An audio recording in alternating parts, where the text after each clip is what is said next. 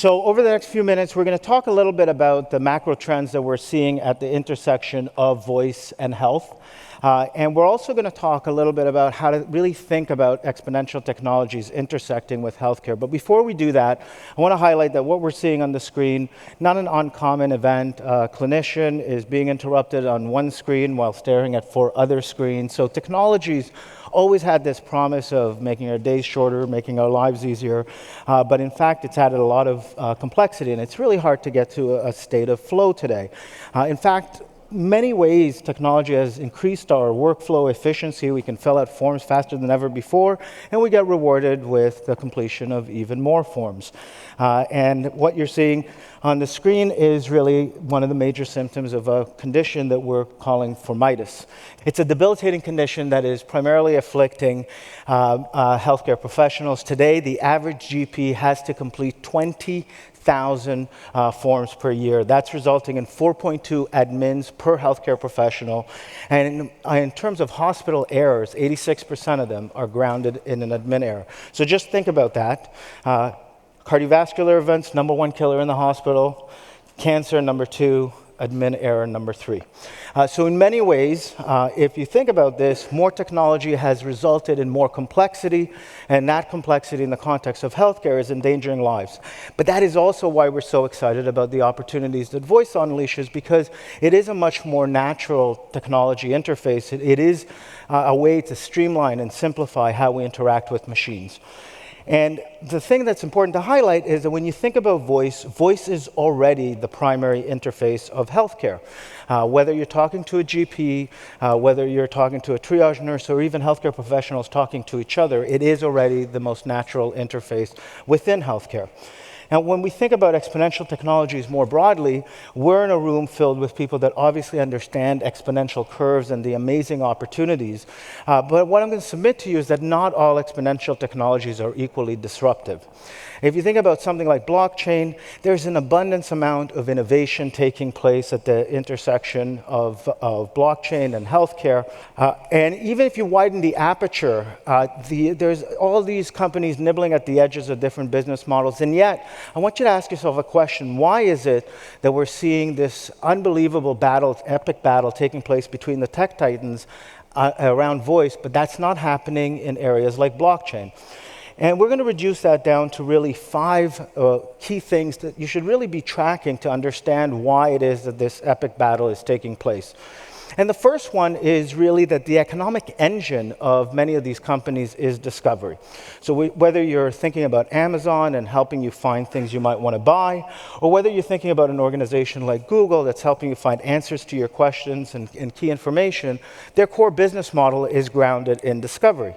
Now, the degree to which they can do that effectively depends on their ability to understand your intent, and context is so crucial for that. And that's where voice gets really interesting, because voice is not just the data that you could type into a search box, it's also the richness of all that metadata. To illustrate that, I want to go through an example. Here is Takami. She is writing a text message to her husband, and she's saying, "Hi, honey, sorry, I have to work late tonight." Now, she's not happy about it, which is why she put that sad emoji, and that's pretty much the best that we can communicate when it comes to text messages. She's probably going to type that at about 30 words per minute, average speed that people touch type on a smartphone, and she would probably speak that about 150 words per minute. But that's doing a huge disservice to the throughput, because the richness of voice is really in the speech and the emotions and everything else that it conveys. And to really illustrate that, I want you to listen to this example.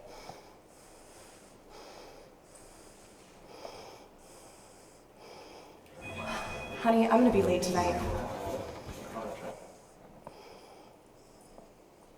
And this one.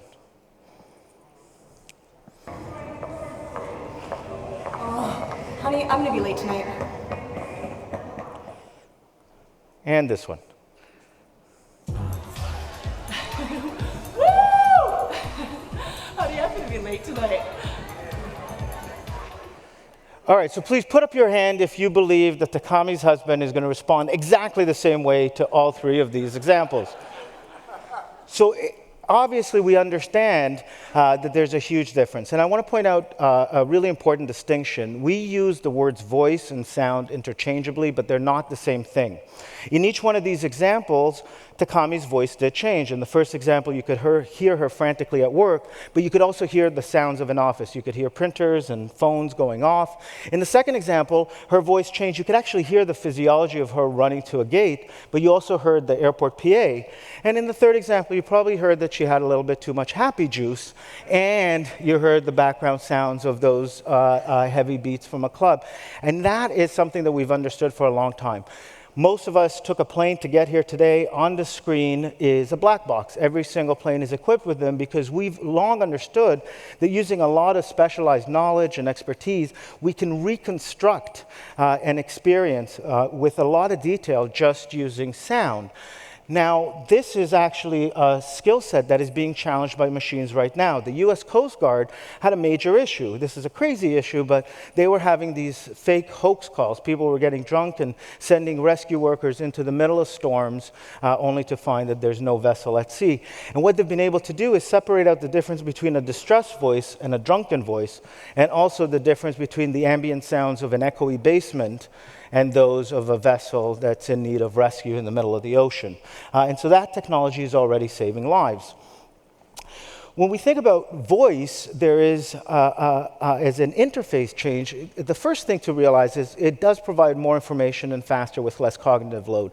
And when John goes through some of the examples, everything from a physician authenticating with the system to in the operating theater while scrubbing in, going through checklists, to being able to navigate medical imaging while keeping their hands on the patient, that provides massive improvements in utility. And the best analog we have for an interface change between man and machine is the last interface change, which was really touch. If you think about touch, most of us got to experience it for the first time with the advent of the iPhone. And in 2008, we got a chance to be able to click for an emoji.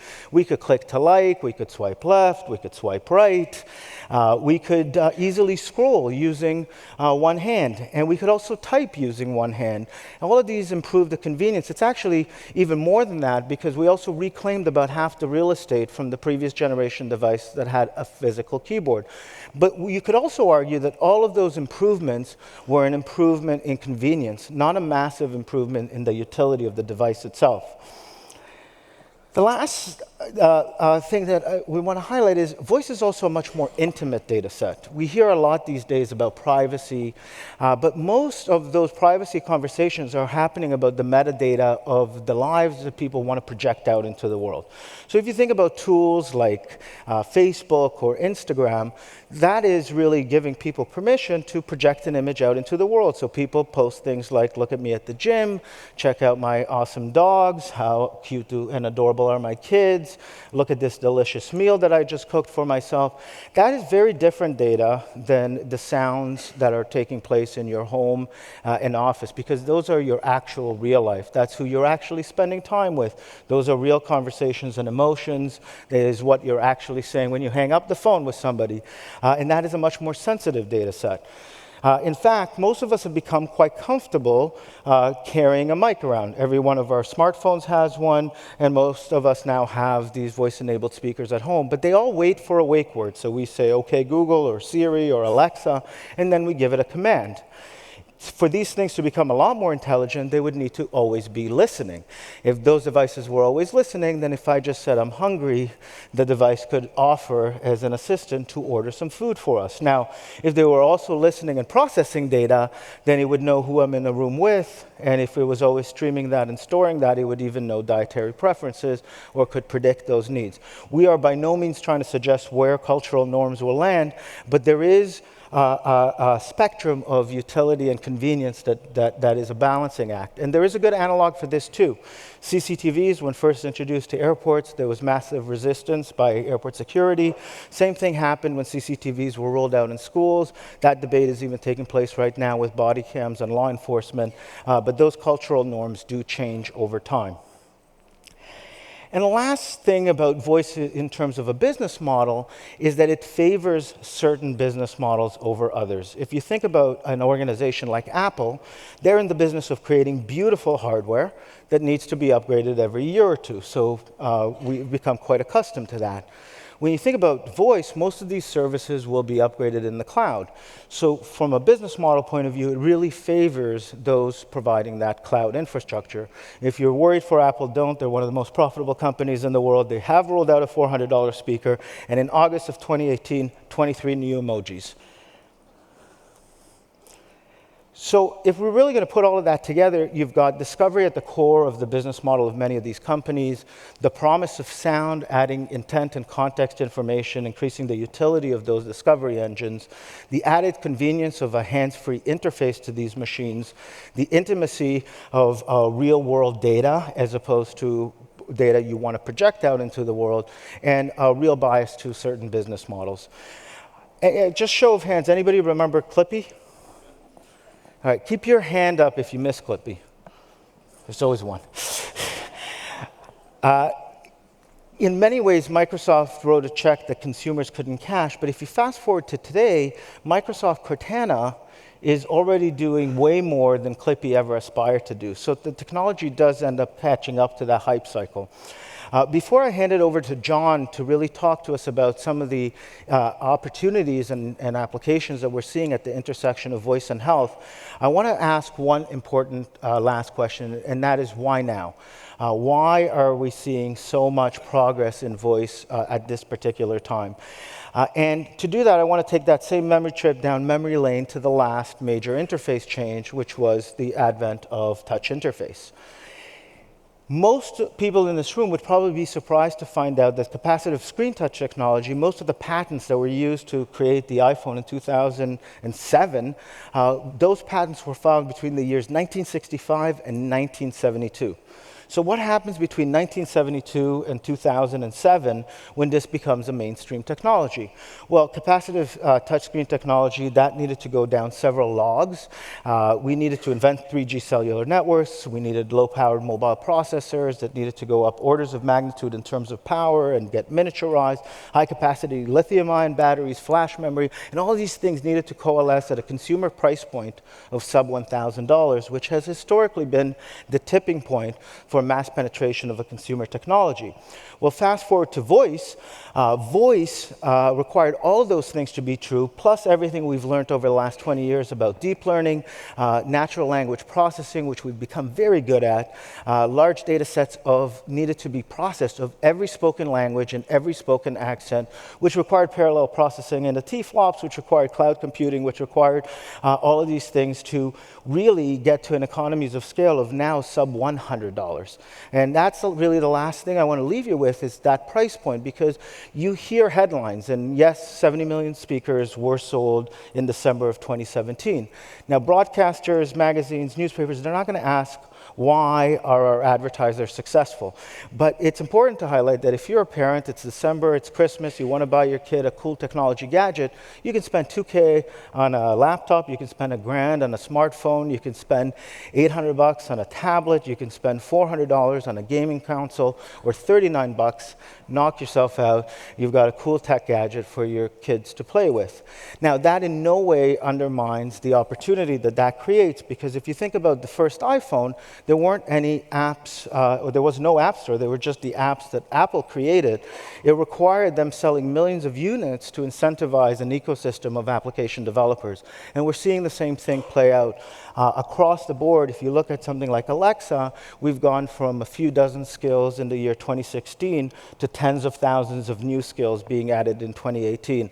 And that's why this technology is really going to take off. Now, if all of this sounds less applicable to day-to-day healthcare, it's my pleasure to introduce one of the mavericks of our industry and somebody that's always 10 years ahead, but here to tell you why the future is now, Dr. John Brownstein.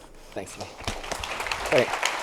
Well, thanks, Lee. It's great to be back here this year to tell you a little bit about our vision of how really voice is going to transform healthcare. I think Lee really put down a framework of why we think the moment is now for some of these technologies. While we've seen some level of voice tech in the past, right now, because of all these trends, we're seeing a major acceleration. Actually, just for a show of hands, how many people actually have a smart speaker here? Curious. So a good proportion of you, and you're probably using it for music or maybe setting timers. We think that healthcare actually probably has some of the most profound examples of why we would apply voice into these different domains. We think about a crude view of the various players in healthcare. We think about the various tools that are being developed across the ecosystem. Voice biomarkers being one of them. The idea that passive listening can allow us to understand health outcomes for patients. But of course, all sorts of other technologies and startups have emerged in this domain. So think about patient-provider communications, the ability to think about patient adherence, speech and hearing difficulty applications, and even development platforms. As we know, Alexa and Google not quite at the scale of healthcare enterprise, but building on top of those platforms, we can get HIPAA compliance and we can get taxonomies that are really well-tuned for the healthcare environment. So I'm going to tell you about one particular example, and that's in the hospital system where I live. And we have a number of different examples that are emerging across that patient journey. So I'll give you a few examples of those. So think about the admission process. Someone walks into the ED, huge amount of capacity issues that we face within our own environment. Think about a chatbot-based voice tool that can take questions and really develop the triage for that patient before they ever encounter an individual. Rewind a little bit further. Maybe that person's in the vehicle engaging with a voice technology in their car. All of a sudden now that individual can be checked in before they ever get to the ED. Or even rewind further, the number of voice-based skills are being developed around symptom checkers that will allow someone to actually understand whether they even need to go to the ED, or maybe they need to go to urgent care, or maybe they need to be treated at home. Now think about the operating environment. In the surgical suite, you don't necessarily have use of your hands. You obviously have to be in a sterile environment. The opportunities for pulling together all our decision support tools, our guidelines, the ability to understand dosing instructions, all of those are ideal applications in these particular environments. Not to mention the fact that you have this opportunity to listen into conversations and reevaluate how well the procedure went after the fact. And if you think about the delivery of quality of care, in fact, there are many applications, right? Because you have the opportunity to passively listen to interactions that happen across the healthcare setting, or have the opportunity to understand whether, for instance, people are washing their hands adequately. Even beyond that, think about putting evidence-based guidelines and protocols into these devices that individuals can interact with and get access to all the knowledge of that particular hospital.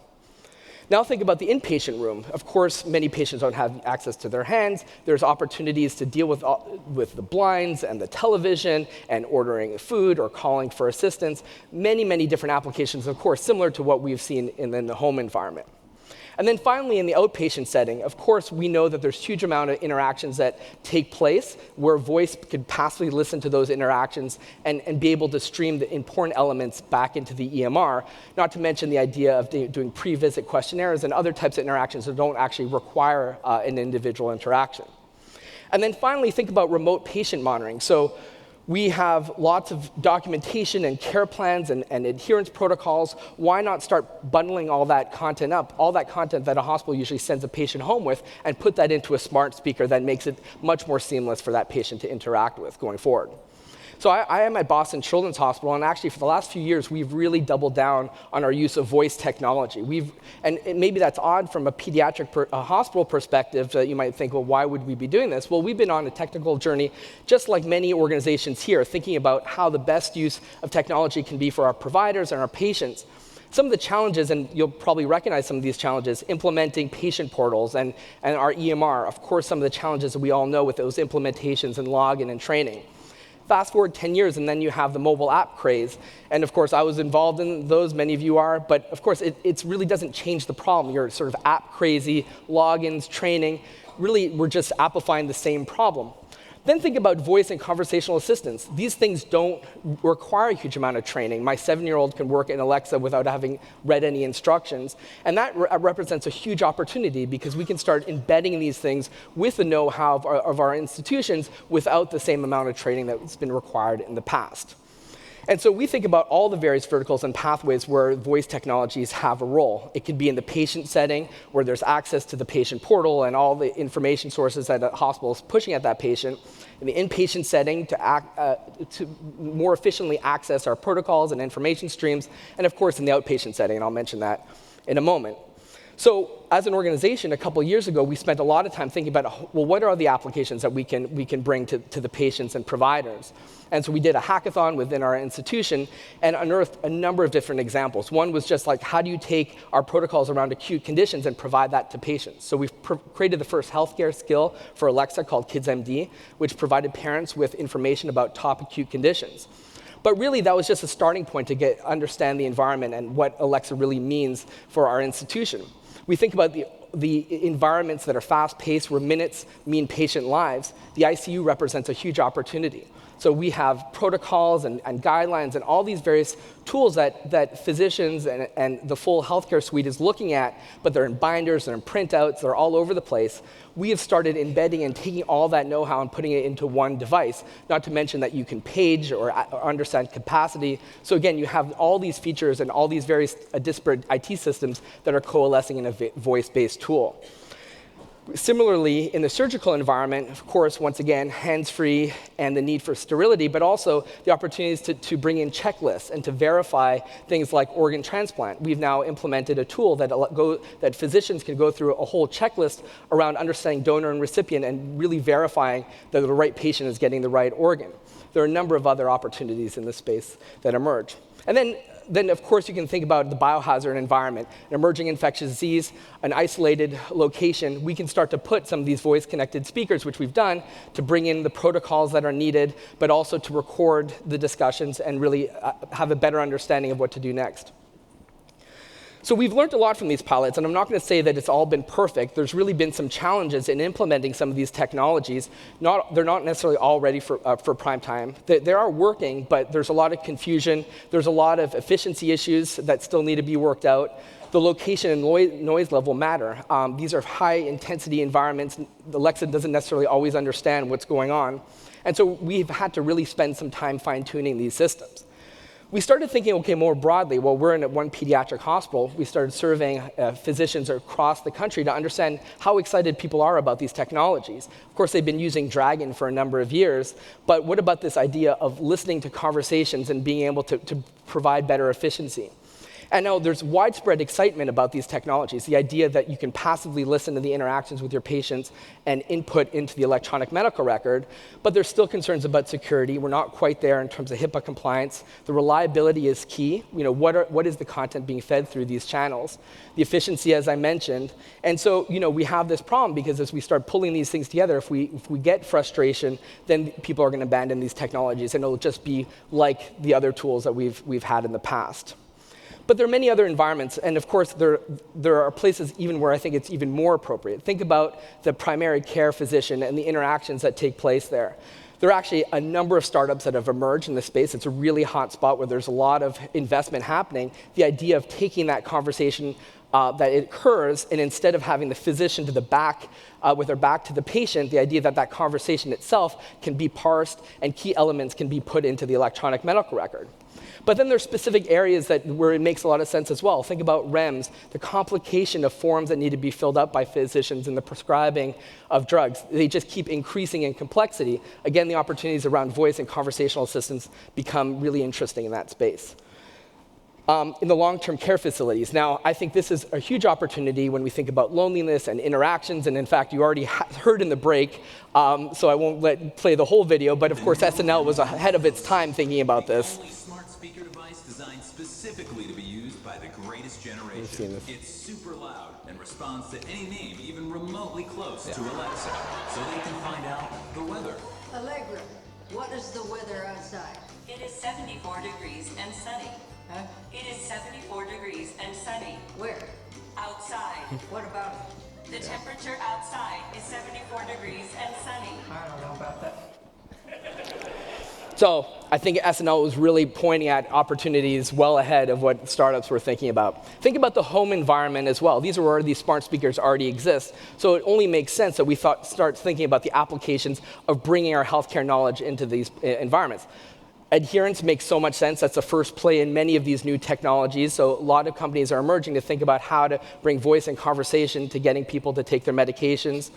Thinking about monitoring, this is an obvious one. Help, I've fallen, I can't get up. Using these tools again for calling for emergency assistance.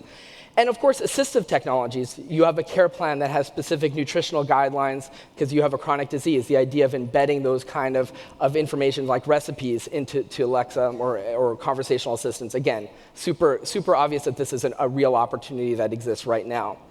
And then even in the car environment, if you think about it, this represents a whole other opportunity to engage. You're already dealing with conversational assistants in the car itself, so why not have it passively listen to you for potential events?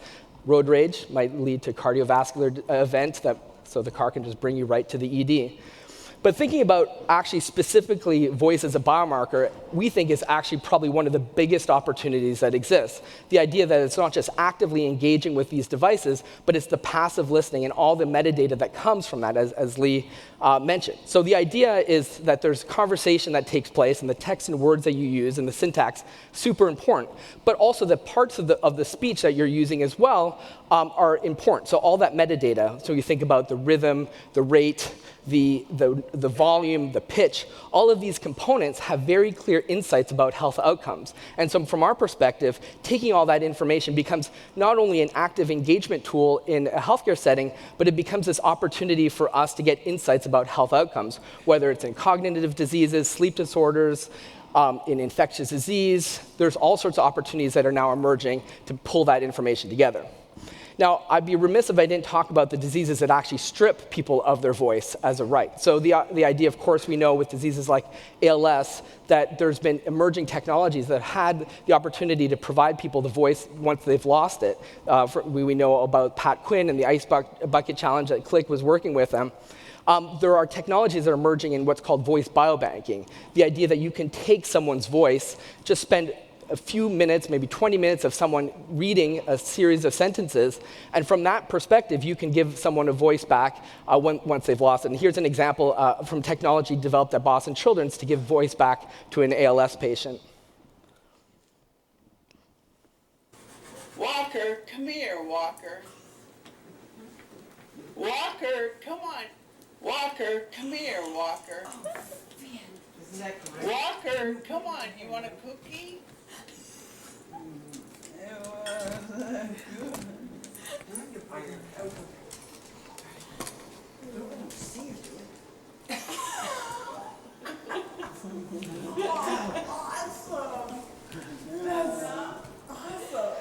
It's very powerful stuff. Okay, and then the last application we think about is this idea that, having an Alexa really is more just a gateway to purchasing something, as we all know. It's not hidden. But if we think about it from that perspective, there's an opportunity in healthcare as well. The idea that you're speaking to this device, it can be a direct channel to prescription delivery, durable medical goods delivery, or even potentially a ride from a company like Lyft or Uber to your medical appointment. So the idea that it takes you from that virtual environment and brings you into that real world environment, voice technologies can do that pretty transformationally. So I'll just leave here. This is Star Trek. Star Trek's often ahead of its time in healthcare. We know about the whole tricorder concept. Well, I think from voice perspective as well, here's an old clip if you remember it. Computer.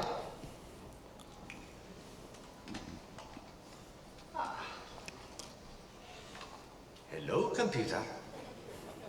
Just use the keyboard. Keyboard.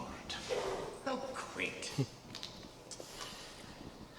So again, Star Trek is ahead of its time, and I think in some ways, xMed similarly is ahead of its time because I know a few years ago, Dan, and people have been talking about the concepts of voice, and we're finally seeing them not just from a dream perspective, but actually being implemented in healthcare settings. So with that, I'll close up. Thanks so much. Okay. Bring it around. Quick question for each of you. So for Leerom, you work with a lot of life sciences companies. Mm-hmm. How could voice play a role in pharma and beyond? Well, let John speak about biomarkers and some of the applications within clinical trials, but I think today, everything from workflows that are difficult like REMS to augmenting data sets that are collected in clinical trials to a ton of opportunities to add adherence programs and augment with either digital therapeutics or augment with value add beyond the pill. Perfect. And question for John. Many people might want to build these apps now. Yeah. What's the easiest way to get into the space? Yeah, it's actually not complicated to build on top of the Alexa platform or in Google. They're existing tool sets that really you don't have to be in the space to be able to build. There's also startup companies that have emerged. One is called Orbita that we've partnered with. They're building a specific application to deploy in healthcare systems. So whether partner or you want to build yourself, it's not a very high bar to get going. Perfect. And you have a whole new platform and a conference, voice.health. Yep. People want to learn more. So thanks to both of you. Thanks to Klick. And thank you. Watch your voice. Thanks.